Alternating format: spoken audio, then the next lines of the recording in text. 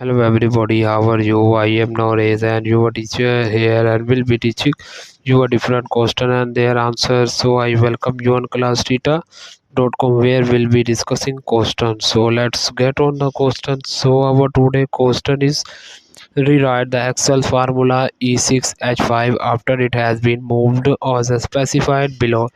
Option A down 3 calls cells and right cells starting with formula F3 E6H. Option B UP2 cells starting with formula. Let's starting formula. Choose the correct answer below.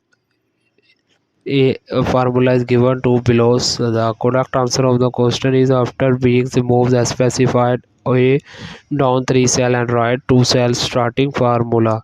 Option B up 2 cells starting with formula. Option C left 1 cell starting with formula. The correct returns formula are. So that the answer of the question, if you are searching any other question, please visit www.classtheta.com and find on the search section if you have any question to ask. There are now session on the right side of the website. Fill the form and will be answering. So you can thank you for watching this video. Please do not forget to like, share, subscribe our channel until next question. Bye bye.